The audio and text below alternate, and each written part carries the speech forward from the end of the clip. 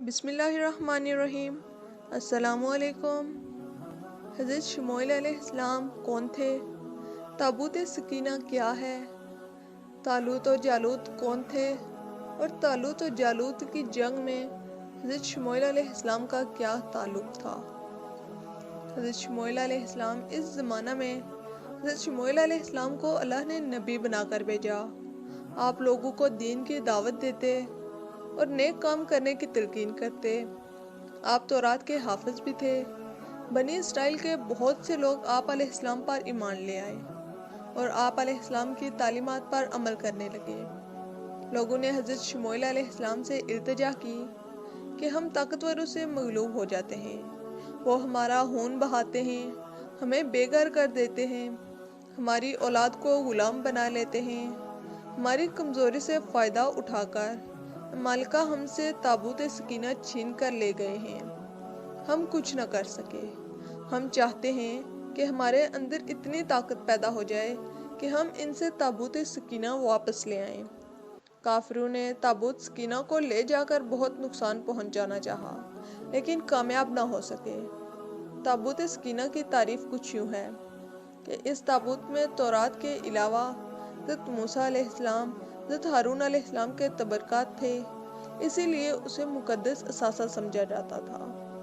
بنی اسرائیل نے شموئیل سے کہا کہ ہمارے لیے کوئی بادشاہ مقرر کریں تاکہ ہم اپنی سلطنت قائم کر سکیں اور بادشاہ کی رہنمائی میں جہاد کر کے دشمنوں کو زیر کر سکیں۔ حضرت شموئیل علیہ السلام نے ان سے کہا کہ مجھے اس بات کا شبہ ہے کہ تم لوگوں کو اگر جہاد کا حکم دیا جائے تو جہاد کے لیے تیار نہ ہوگے۔ تم بزدل اور ڈرپوک ہو چکے ہو۔ اسرائیلیوں نے کہا کہ ہم ضرور لڑیں گے۔ دشمنوں نے ہمیں ہمارے گھروں سے نکال دیا، ہمارے بیٹوں کو ہم سے جدا کر دیا ہے۔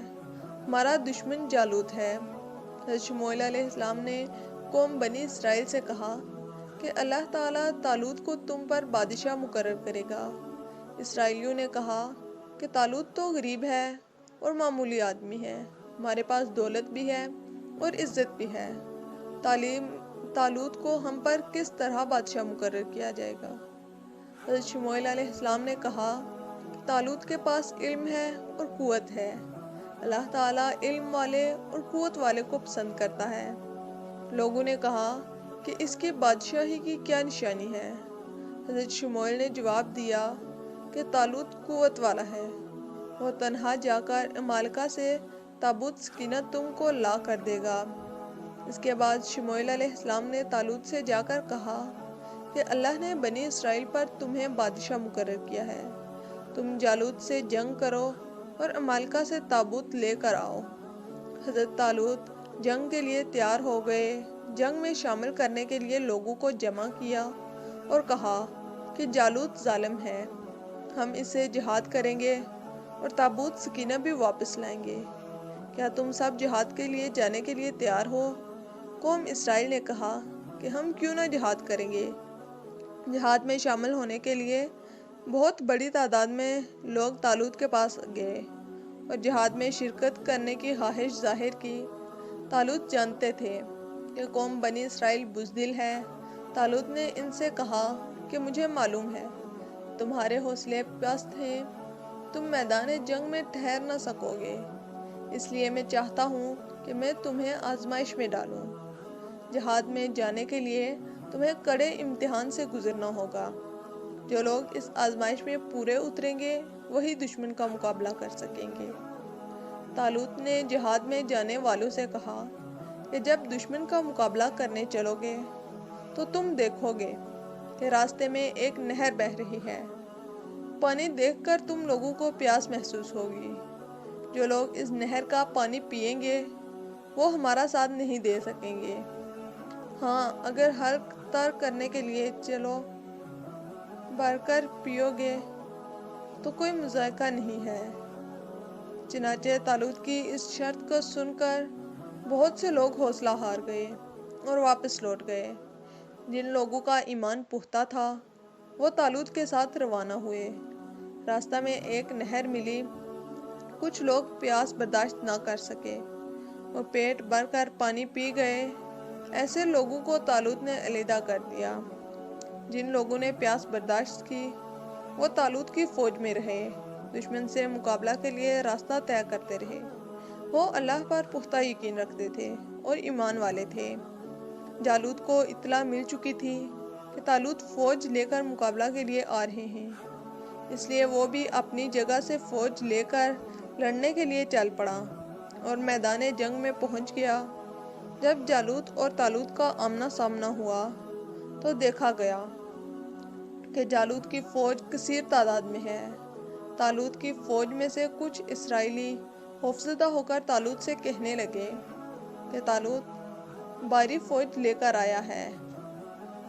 جالوت اتنی بھاری فوج کے ساتھ آیا ہے، ہم اس کا مقابلہ نہیں کر سکے، ہم تو ان کے مقابلے میں بہت کمزور ہیں۔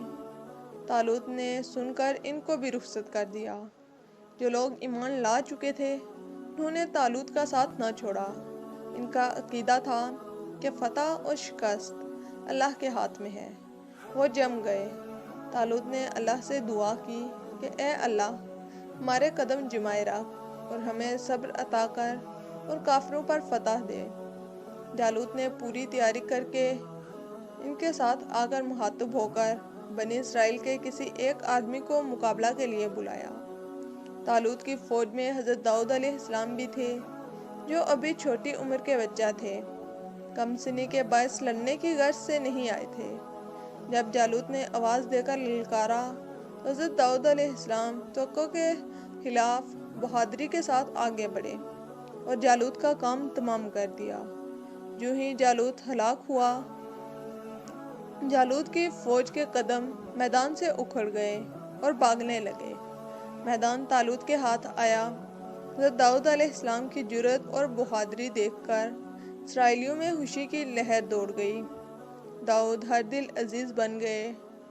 داؤد علیہ السلام جب پختہ عمر کو پہنچے تو اللہ تعالیٰ نے انہیں نبی بنایا اور داؤد پر زبور نازل کی۔ آپ علیہ السلام نے بنی اسرائیل کی رہنمائی کی۔ آپ علیہ السلام بادشاہ بھی تھے۔ اللہ نے آپ علیہ السلام کو خلیفہ کے لقب سے بھی نوازا۔ سبحان اللہ والسلام۔ خدا حافظ۔